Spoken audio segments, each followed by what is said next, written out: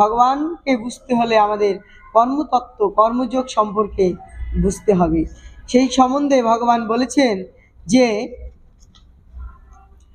অন্য দেবতাকে পূজা করিয়া স্বর্গ পাওয়া যায়, শ্রাদ্ধ করিয়া পিতৃলোক পাওয়া যায়, ভূতগণের পূজা করিয়া ভূতলোক পাওয়া যায়, কিন্তু আমার ভক্ত আমাকে পাইয়া থাকে।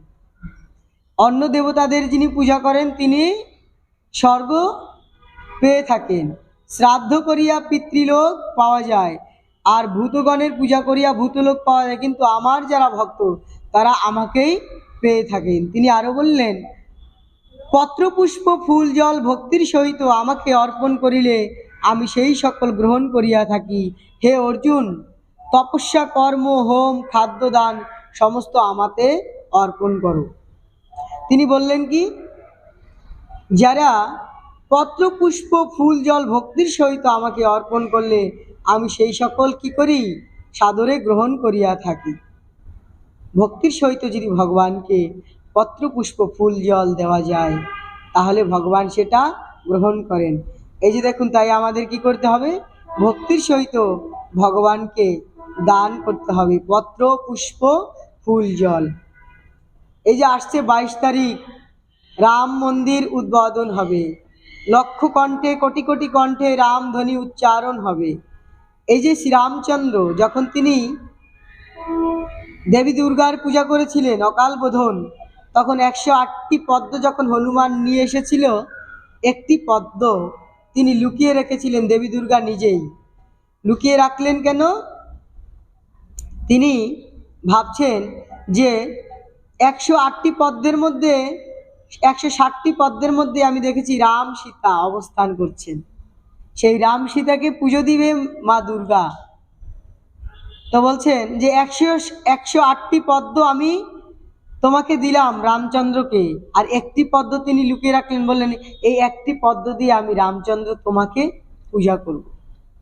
যখন রামচন্দ্র তার এই ডান চক্ষুটা ডান নয়নটা সেই স্বর দিয়ে তীর দিয়ে তুলতে গেলেন, তখনই দেবী দুর্গা তার হাত ধরে বসলেন যে রামচন্দ্র তুমি কি করছো? বলছে, মা আমি যদি পূজা সম্পূর্ণ না করি, তোমাকে সন্তুষ্ট না করলে আমি যুদ্ধে মেঘনাথের সাথে যুদ্ধে আমি জয়ী হতে পারবো না। তখন তিনি কি করলেন, তখন বললেন আমি একটি পদ্ম লুকিয়ে রেখেছি, সেই পদ্ম দিয়ে তুমি 160টি পদ্ম দিয়ে আমাকে পূজার দিবে, ঠিক আছে, কিন্তু আমাকে যদি 108টি পদ্ম দিয়ে না পুজো দাও তাহলে তো পুজো সম্পূর্ণ হবে না, কিন্তু একটি পদ্ম দিয়ে সবার আগে আমি তোমাকে পূজা করতে চাই। আমি তোমার পূজা গ্রহণ করব, কিন্তু আগে আমি তোমাকে পূজা করব, সে পূজা তুমি গ্রহণ করবে, তারপরে আমি তোমার পূজা গ্রহণ করব। তখন রামচন্দ্র কি করেছিলেন, তিনি ডান চক্ষুটা উঠাতে গেলেন কেন? তিনি তো বাম চক্ষুটা উঠাতে পারতেন। এটাও কিন্তু তত্ত্ব কথা, এটাও একটি তত্ত্ব। বাম দিকে কে থাকে? শ্রীমতী রাধারানী, লাদিনী শক্তি, মাতৃশক্তি, যেখানে মাতৃশক্তিরা সবসময় বামেই কিন্তু থাকেন। তো রামচন্দ্র ভাবলেন আমি মায়ের পূজা করব, এই জগতে আমি সীতার শক্তি দিয়ে জগৎ দর্শন করিতে চাই, আমি আমার শক্তি দিয়ে। পুরুষ কিন্তু সবসময় ডানে থাকে, বলছেন আমি আমার শক্তি দিয়ে জগৎকে দর্শন করতে চাই না, আমি আমার সীতার শক্তি দিয়ে জগৎকে দর্শন করব। তাই তিনি কি করলেন, ডান চক্ষুটা উৎপাটন করতে গিয়েছিলেন। এমন সময় মা দুর্গা কি করলেন, হাত চেপে ধরেছিলেন, বলেছিলেন আমি তোমাকে আগে পুজো দিব। সেই রামচন্দ্রের সেই অযোধ্যার রাম মন্দির 22 তারিখে উদ্বোধন হবে। তো সবাই সেদিন রামধ্বনি জয়ধ্বনি করবেন, মঙ্গলধ্বনি করবেন। ভগবান বলছেন পত্র পুষ্প ফুল জল, যদি কেউ পত্র দিয়ে পুষ্প দিয়ে ফুল দিয়ে জল দিয়ে ভক্তির সহিত আমাকে অর্পণ করেন তাহলে আমি তার সেই সকল সমস্ত কিছু গ্রহণ করিয়া থাকি। পত্র পুষ্প ফুল জল, পাতার মধ্যে তুলসী পাতা, কথার মধ্যে কৃষ্ণ কথা, যার কোনো বিকল্প নেই। পুষ্প ফুল পুষ্প ফল জল, পত্র পুষ্প ফল জল দিয়ে ভগবানকে ভক্তির সহিত, ভক্তিটি হচ্ছে বড় কথা। যদি ভক্তি না থাকে, শত ফুল জল ফুল ফল দিয়ে ভগবানকে ডাকলেও ভগবানকে লাভ করা যায় না। তাই ভগবান বললেন হে অর্জুন, তপস্যা, কর্ম, হোম, খাদ্য, দান সমস্তই আমাতে অর্পণ করো। তুমি যে সমস্ত যজ্ঞই করছো সমস্ত কিছু আমাতে অর্পণ করো, তাহলে তুমি আমাকে আমার কৃপা লাভ করতে পারবে। বলেছেন অন্য দেবতার পূজা করে ইয়া স্বর্গ পাওয়া যায়, কিন্তু আমার ভক্তরা আমাকেই পেয়ে থাকে। সাত্ত্বিকভাবে গীতার মধ্যে ভগবান বলেছেন যারা দেবতার পূজা করেন তারা সাত্ত্বিক ভাবাপন্ন, যারা যক্ষ রাক্ষসের পূজা করেন তারা তামসিক রাজসিক ভাবাপন্ন, আর যারা ভূত প্রেতের পূজা করেন তারা তামসিক ভাবাপন্ন। এবার ভগবানের পূজা সাত্ত্বিক ভাবে করবো না রাজসিক ভাবে করবো না তামসিক ভাবে করব? হরে কৃষ্ণ। সাত্ত্বিক, রাজসিক, তামসিক দেবতারা সাত্ত্বিক ভাবের অধিকারী, রাক্ষসেরা রাজসিক ভাবের অধিকারী, আর ভূত প্রেতেরা তামসিক ভাব, যারা ভূত প্রেতের পূজা করে। এখন আমি যে গোবিন্দের সেবা করব পত্র পুষ্প ফুল জল দিয়ে, সেটা কোন ভাবের অধিকারী? ভগবান বলেছেন হে অর্জুন, তুমি ত্রিগুণের অতীত হও, ত্রিগুণের অতীত হলেই তুমি আমাকে লাভ করিতে পারবে। ভগবান বললেন তাহাতে তুমি শুভ অশুভ কর্মফল হইতে মুক্ত হইবে এবং সন্ন্যাস যোগের দ্বারা আমাকে পাইবে। সমস্ত কিছু আমাকে দান করো।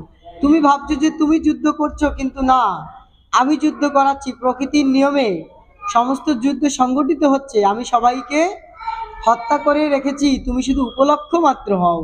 তুমি যদি শুভ, বলছেন তাহাতে তুমি শুভ অশুভ কর্মফল হইতে মুক্ত হইবে যদি সমস্ত কর্মফল আমাকে তুমি অর্পণ করতে পারো। সন্ন্যাস যোগের দ্বারা তুমি আমাকে পাইবে। সন্ন্যাস যোগটি, সন্ন্যাস যোগটি কি?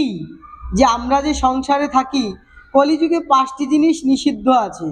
একটা নরমের যজ্ঞ, একটা গোমের যজ্ঞ, একটা নরমের যজ্ঞ, গোমের যজ্ঞ, অশ্বমেধ যজ্ঞ, আরেকটা হচ্ছে দেবর দ্বারা সন্তান উৎপত্তি, আরেকটা হচ্ছে সন্ন্যাস। এই 5টি কর্ম নিষিদ্ধ কলিযুগে। তাহলে এই যে সন্ন্যাস যোগের দ্বারা আমাকে পাইবে, ভগবান শ্রীকৃষ্ণ যে গীতায় বললেন অর্জুনকে, সন্ন্যাস কি গৃহী সন্ন্যাসের কথা বলা হয়েছে। গৃহী সন্ন্যাস কে ছিলেন? একটু আগেই যার উদাহরণ আমরা দিয়েছি, মহামহিম ভীষ্ম ছিলেন কি গৃহ সন্ন্যাস। গৃহে থেকেও তিনি কিন্তু সন্ন্যাসী ছিলেন, তিনি বিবাহ করেননি, তিনি ব্রহ্মচর্য পালন করেছিলেন। জয় রাধে। গৃহে থেকে সন্ন্যাস যোগের দ্বারা আমাকে তুমি পাইবে যদি কর্মফল হইতে মুক্ত হতে পারো, যদি কর্মফলের আশা না করিতে পারো। গৃহে থেকেও সন্ন্যাস গ্রহণ করা যায়। মহাজন বলেছেন গৃহেতে থাকিয়া যার হয় ভাবে উদয়, তাহারে জানিও তুমি বৈষ্ণব নিশ্চয়, তাহারে জানিও তুমি বৈষ্ণব নিশ্চয়। হাত বলেছেন কি যে গৃহেতে থাকিয়া যার ভাবের উদয় হয়, গৃহেতে থেকে যিনি গৃহের সমস্ত কর্মের প্রতি অনাসক্ত। আমাদের 4টি আশ্রম, ব্রহ্মচর্য, গারস্থ, বানপ্রস্থ, সন্ন্যাস, এই 4টি গৃহের মধ্যেই আছে। গৃহের মধ্যে থেকেই এই 4টি পালন করা যায়। প্রথম জীবন 18 বছর পর্যন্ত হচ্ছে ব্রহ্মচর্য সাধন, তারপরে গারস্থ জীবন, তারপরে বানপ্রস্থ। বানপ্রস্থ মানে তার নিজ কর্ম দায়িত্ব সমস্ত কিছু সন্তানদের হাতে অর্পিত করা, এবং বানপ্রস্থের পরে হচ্ছে সন্ন্যাস, মানে সংসারের সমস্ত কর্ম থেকে অনাসক্ত হওয়া। সমস্ত কর্ম থেকে অনাসক্ত হওয়া, বাড়ি গাড়ি, টাকা পয়সা, ধন দৌলত, ব্যবসা বাণিজ্য সমস্ত কিছু থেকে অনাসক্ত হওয়াটাই হচ্ছে কি সংসারে থেকে সন্ন্যাস। তো ভগবান বললেন তুমি যদি সমস্ত কর্মফল আমাকে দান করতে পারো, সমস্ত যজ্ঞ যদি আমাকে দান করতে পারো, তাহলে তুমি কি সমস্ত কর্মফল হইতে মুক্ত হইবে, তুমি সন্ন্যাস যোগের দ্বারা আমাকে পাইবে। সংসারে থেকেই ভগবানের প্রতি সমস্ত কিছু সমর্পণ করে যে হে গোবিন্দ, তোমার সংসার সমস্ত কর্মই তুমি করাচ্ছ, এখন আর আমার কিছু নেই, অনাসক্ত হয়ে থাকতে হবে। যে আমার সংসার, আমার বাড়ি, আমার গাড়ি, টাকা পয়সা, ধন দৌলত, কোনো কিছুর প্রতি যদি আসক্তি না থাকে, সেটাই হচ্ছে কি গৃহ সন্ন্যাস।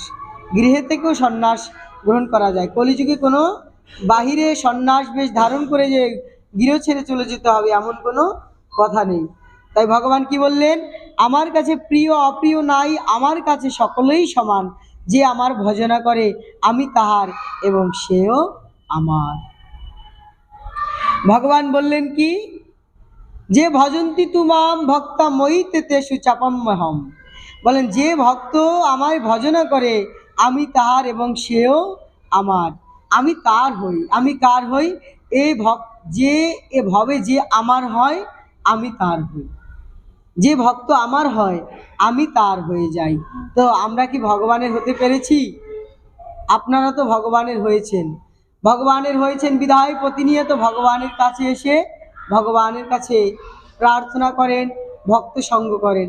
আমার এই মামা বলেন কি, মামা সন্ধ্যা হলে ভগবানের মন্দিরে না যেতে পারলে মনে হয় কি কি যেন একটা কাজ বাকি আছে, কি যেন একটা কাজ বাকি আছে, কি যেন কাজটা আমার করা হয়নি, স্বয়ং সম্পূর্ণ করতে পারিনি আজকের দিনে। কি কাজটা?